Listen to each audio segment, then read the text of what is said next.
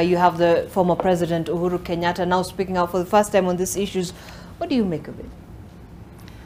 First, I think I've listened to Arnold and Wakili. And I think Wakili was very clear that Kenyans will suffer. I think the context within which he talked about Azimio and Kenya Kwanza was fairly different. But I think these exchanges don't help Kenyans.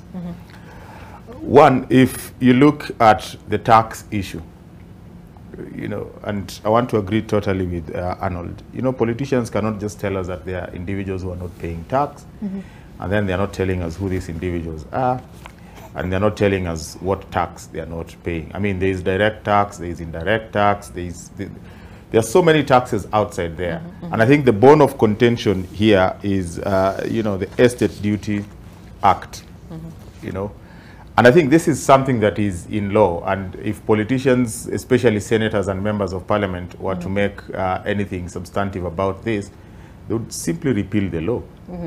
And game shot. I mean, once the law states that you have to pay tax, if you don't, then the law takes its course. That's why we have that separation of power. The legislature makes the law, and the judiciary now ensures that that law is followed.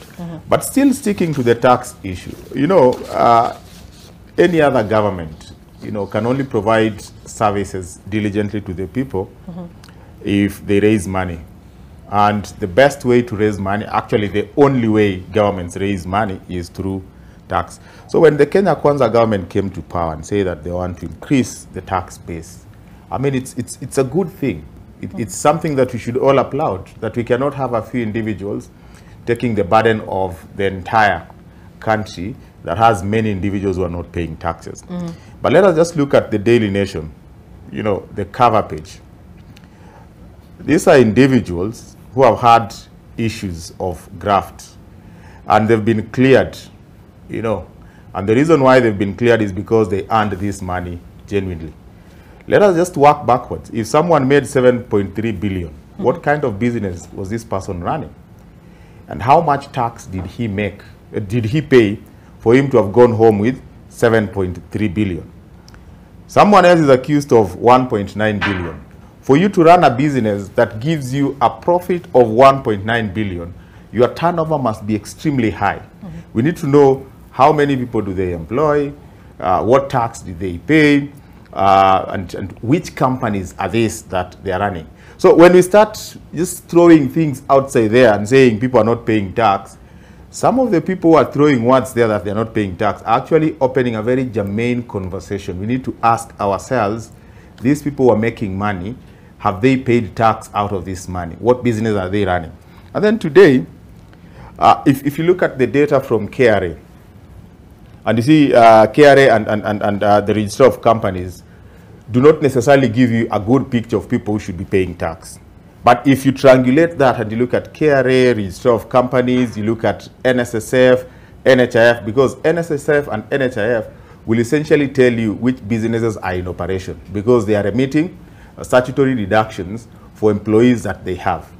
But the records are showing that in Kenya today, we have 759,000 companies. And out of these 759,000, only 84,000 companies paid tax in 2022.